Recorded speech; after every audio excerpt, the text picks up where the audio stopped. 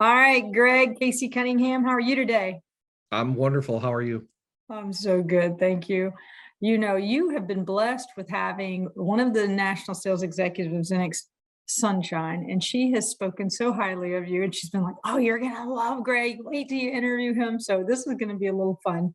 I For thought me. I thought maybe you guys were getting down to the bottom of the barrel and needed something. I don't believe that for a minute. I don't believe it for a minute. Okay, so I want to, gosh, I don't know you, so this is going to be a very fun for me because it's my first time meeting you. So let me Absolutely. just say what a pleasure it is to finally meet you, I guess, right? Same here. I've heard nothing but great uh, reviews about your company, and our team has been going through your courses and how in depth they are and how helpful they are. So it's a pleasure. Oh, thank you. Thank you. Thank you. All right, so let's pretend that you're recruiting me and I'm a loan officer out in the market and you've got to tell me about your company culture. Yeah. Can So you describe it for me? company culture is huge for us. So I always start out with our core values, and I start all of our conversations out with our core values, even our vendors. And our core values are clients first, Mm. simply easy, getting better every day, family and fun. And when I talk to people, I start out with, does that resonate with you? And if it doesn't, that's fine. That's great. Everyone has different values. We just like working with people that share those core values because we find that it does build an extremely strong culture when people share those core values. And I just had a conversation with a friend of mine that is in the tech industry, and he talks a lot about strategy. And I guess I'm not recruiting you; I'm telling a story, Right. um, basically, he talks a lot about strategy and strategy. Culture will eat strategy for lunch every day of the week. And I like to work with people that share those core values, because if they're sharing those core values, then I don't have to worry about their decision making in the process and how they're representing Giniel Financial Group. And what's really neat about that is we will have team members come and say, "Hey, I know this doesn't fit our loan criteria," which we're a broker, but we did set loan criteria because we wanted to make sure that our customers had the best experience while working with us. But they'll go, "I know this is just outside of our loan criteria, but this is why I feel like this fits a core value. And is there a way that we can make an exception?" And then if it does not violate any of our other core values, then 9 times out of 10 we'll go ahead and make that exception on what we're going to do. But it really you end up working with people that you truly love to work with. Mm. You know, I always say, and I even say this to my, we call our employees associates, but I even say this to them is, I know that XINNIX is not first on your list. I hope it's God and then family, of course, friends, and we're down here, but we do the most life together quite often. So we might as well have a lot of fun doing it and really, really love one another. Absolutely. So we've instituted a process of how we run our company called EOS, Entrepreneur Operating System. Mm. Um, the book that lays out EOS, and I tell this to every entrepreneur, is Traction, the book Traction by Gino Wickman. Life changing. Say the last name again. Do you know what? Gino Wickman. Okay. And it has been absolutely life changing for our company. The reason I'm bringing that up is there's also something called living the EOS life, and it's basically um, doing what you love to do, being compensated appropriately, and doing it with the people that you love. Mm. And I have a bit of a struggle. Um, my wife and I, full-time RV with 4 children and a dog. Right And now? right now, yes. And so we stay on the west side of Michigan, on Lake Michigan, but my office is in Ann Arbor. And I have this internal conflict because I want to spend time with my family, but I also love my team. And So I try to balance out driving into Ann Arbor, staying for 3, 4 days at a time, and then going back. And I don't necessarily have to come into the office, but I genuinely love the people that I work with. And Mm, so it's a struggle, right? But I think it's that culture of um, doing what you love with the people that you love is just incredible. And it's been a mm. blessing through and through. I am writing a few, I'm sorry, I'm taking a bunch of notes. I have a question. So Traction, you mentioned the book. Is that book a great book for salespeople, loan officers in our industry? Or is this more of an entrepreneur who's starting a business? Yeah, I think it's more of an entrepreneur starting a business, or if you're growing a team, it definitely help because it really lays out how to structure, um, identify, discuss, and solve issues in real time, um, how to create a scorecard with key metrics, and it really helps you if you're driving a team, that communication of that team. Mm, But what it also does is it gives everyone an ability to buy into the company, just from an emotional standpoint, because they feel like they're being heard because they are, and you work mhm, through issues in real time with them. So things don't tend to uh, fester issues, and you just don't have blow ups or fires. I was driving into work one day, and I literally said, God, please send someone to help me move this forward.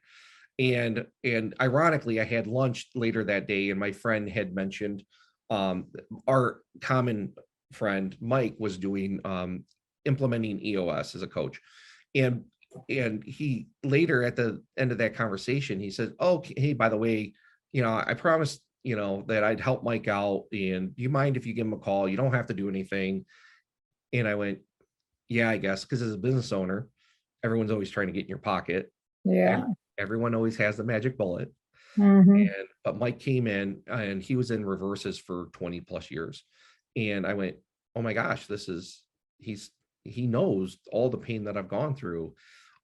So anyway, I know this isn't necessarily directed towards loan officers, but brokers out there that are, struggling with growing a business and then trying to wrangle that animal in one hat 30 or one head 37 hats, that type of deal. So I feel strongly about that, but that helped us define our core values. we Mm. we didn't make them up, we just identified them and then started to share that with everyone. So I get this impression about you, Greg, that is a really powerful impression that you are constantly looking at growing and learning. Absolutely. Our BHAG, our 10-year big, hairy, audacious goal is to be nationwide in 10 years. Wow. Wow, wow, And wow. Well, kudos. yeah, I- so I'm looking forward to being part of that ride with you because when I see leaders, there's so much that you've shared already. You're sharing the wealth that you have learned. yeah. And let's go back for a minute because I'm guessing you've made your share of mistakes as a leader. I mean, I certainly have, uh, but we're all growing. Why don't you sort of share some life lessons that you experienced, if you don't mind, as a leader? It's funny that you tend to grow into the position. I think that a lot of people in our industry are good sales people, and they do great sales, and then they find themselves like, well, taking that next step, Mhm. and then they have to lead, and leadership's not for everyone, and that's okay. um Sure. I and agree. so, you know one of the things I learned early on was, you can't be a dictator, right? I mean, you can, but it's not going to work out very well. And, things will get done. But having people to buy into the vision, and I think Mm, that's the key. And helping them grow in mm, their position, and giving them the freedom to fail and know that it's okay. um, so Josh, who is my right hand man, I tell people that Charity, who's my wife, and she has a processing company, she's my legs, and Josh, he's my arm. So I'm just a bald torso rolling around the office without him. Um, but when I brought him on 6 years ago, I sat him down, and he was still fresh, and I said, Josh, there's nothing that you're going to break that I can't fix. And if you mess up, you're going to mess up, and that's fine as long as we learn from that. And it doesn't happen repeatedly. And it really gave him the ability to kind of dig in and make decisions. And he watched and listened, and he's become a better loan officer than myself. And he runs the sales team, and he's the pipeline manager now, where I stopped originating fourth quarter of last year. But giving him the room to breathe, and no, giving that safety of, it's okay, you're going to mess up. Sure, sure. The last time I tried to walk on water, I fell in. And so really giving that freedom to do so, I think, is huge. And letting them know that it's okay, and let's move forward. And how do we learn from that? Yeah, I have a saying called fail forward. Yeah, We're all going to fail at some point. We just have to learn from it and move on and not dwell on it. So absolutely. don't Yeah, make the same mistake twice, which on occasion we will, but not intentionally. And always say, my biggest thing, and I don't know if this is your mentality, but mine is always measure the heart. Somebody makes a mistake. They didn't intend to make a mistake. They certainly don't want to get in trouble. And so they do have to have that ability to breathe and not be under such scrutiny that they were wrong. But they were encouraged to keep trying. So anyway, you and I are equally yoked. yeah. It's, I mean, when you start to grow a plant, you give it, nutrients and water. You don't just stand there and yell at it to grow. Right. Well, That's a great analogy, by the way. Great analogy for everybody to think about. And by the way, the number one way I think lenders are going to survive this year, obviously, they got to retain the talent they have. Obviously, lots of them are, there's the recruiting scrum going on, right? I'm going after yours, you're going after mine. We may pay a premium. Will we sure. net the same? I don't know. But the thing that is the differentiator for any organization is people stay where they're growing. Absolutely. So it's when they get stagnant is when they start thinking, I'm bored, I'm not valued, I don't have any opportunity to move. Whether it's growth in position, I'm talking about growing professionally, your skill set, your knowledge base. Yeah, I totally agree with that. Recruiters can call any one of my guys and or team, and they'll all tell them the same thing. Actually, when I'm recruiting people, I tell them, if you have any questions, go look us up on the website. I'm not going to direct you to any one of them, and pick any one of them and ask them what their experience is here. Mm, And I think that's powerful to be able to do that. And it goes back to not only growing, but again, working with the people you love. And when I'm on the phone and I'm making phone calls to grow our company, our goal is to add 12 more loan officers this year. And we'll do that. But when I'm talking to people, if they go, hey, I'm really happy with where I'm at, and I go, oh, what do you love most about your company? If they say, I just love the people I work with, I'm shutting it down right away and getting off the phone to get to the next person. Because if you try to, sever a wedge in there, you're just going to be wasting time and upsetting people. Because how often, you leave the things that you love? You don't. The, you know, mhm. so it's the people that are, and we're very, very bullish on this year, just because we think there's a great opportunity to grow. And that's why we're having that recruiting scrum, right? Right. Um, but sharing with people our core values, and if that resonates with them, they end up coming in and going, you know what, I feel really good about this place, even though the business is a struggle a lot of times. Um, they know that we have their back, and they can bounce ideas and that sort of thing off each other. So So we're in a year that's shifting, a lot of change happening. How are you leading the change within your company today? It's a really great question. What we're doing is we're filling out our accountability chart. We're doing something a little bit different than kind of what other people I think, are doing. Is we are, excuse me, we are basically delegating and elevating things that we're not necessarily great at, and giving it to the people that are great at them. Mm, And so for instance, I head up our marketing team. And Casey, I have to tell you, I'm not a marketing person by any stretch of the imagination. I'm a loan officer with a vision. And gotcha. and our CFO is in there, and two other people that are in there. And I looked at him, I go, is this the best use of our time? Maybe we're trying to figure out the how to do this. Maybe we should figure out the who, Mm, and let them come in and guide us. I don't know. I've created a company that maybe I'm not the best at any one job at all. And my team lets me know. right, right.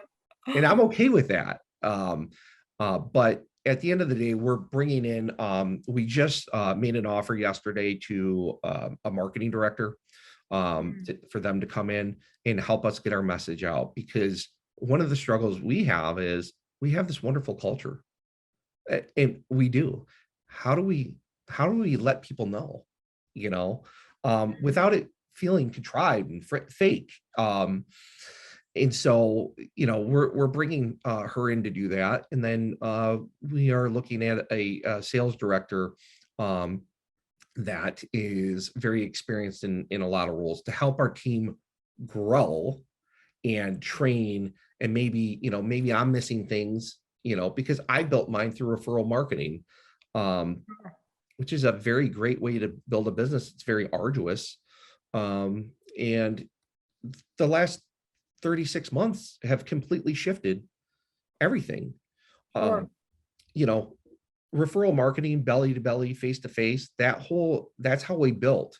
And then we became order takers, and not meaning to become order takers in the spring of 2020.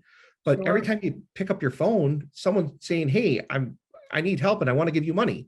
Right. So you end up servicing them. But now those order takers are done. And, well, team, you have to get it back out there. Well, that whole dynamic has changed. There's Mm, a lot of areas that, in Michigan, it's different than it is in Florida. And there's not as many people that are socializing like they used to, or realtors in offices. And so how do you change that? And then do you make your team become cold callers? Well, if they're not passionate about cold calling, they're not going to do it. they're not going to do it. And so how do you give them the tools Mm, to move them forward? You get any one of my guys, and I use that overall, but if you get any one of my team members to start talking, and they're wonderful guys. They're very educated. The whole team is. And so how do we do that?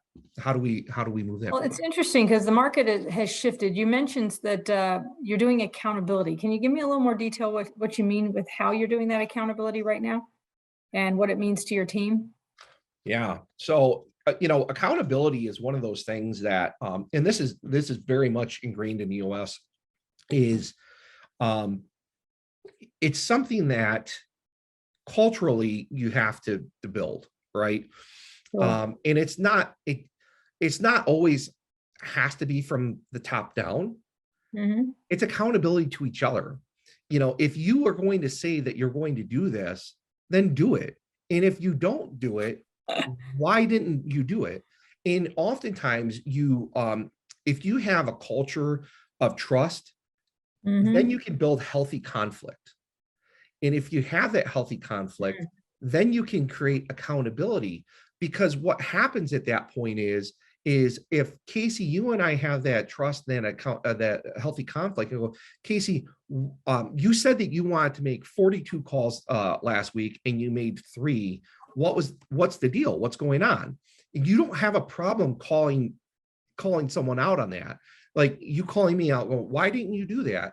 Well, if you don't ask the question, maybe there's an underlying issue that the lack of calls is just merely the symptom.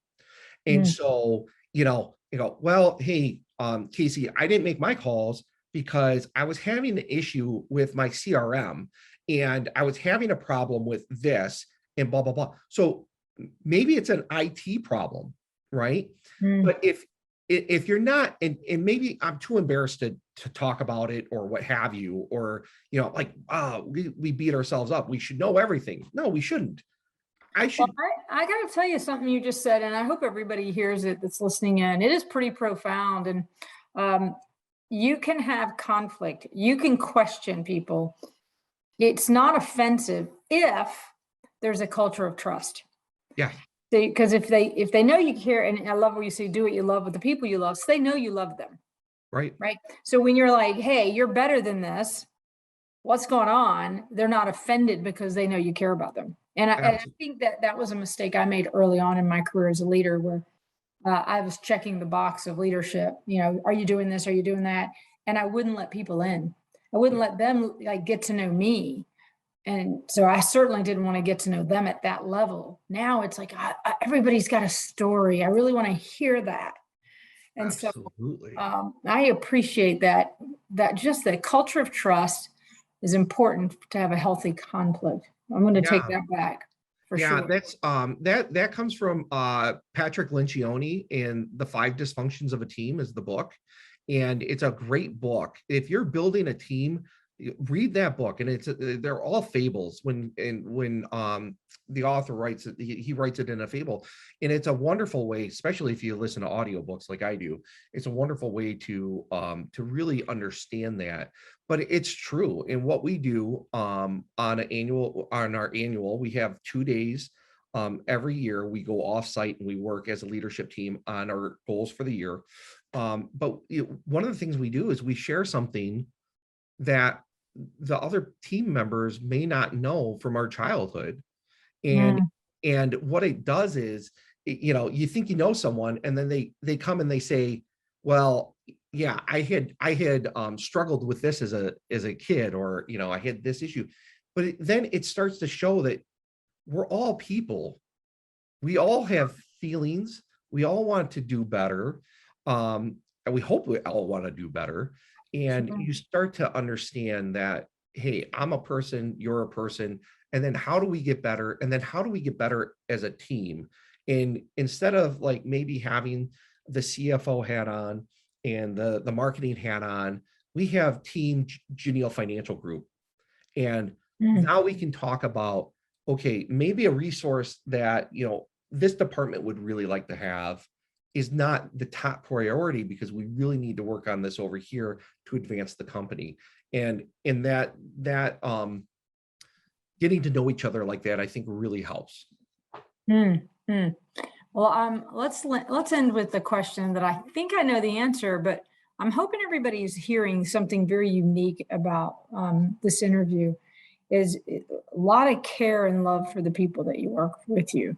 I'm feeling that. Like if I could call any of your guys just randomly, or I would get that sense of, hey, this is a culture where everybody, they really, really care about you. It's not just a plaque on the wall. It's not just written vision, mission, core value statements. It's actually real. Because I think your 4th core value you shared was family and fun. So I'm going to pivot to this crazy question, because you said something at the beginning, and I know it sounds like you're a big reader too, by the way. Are you read a lot?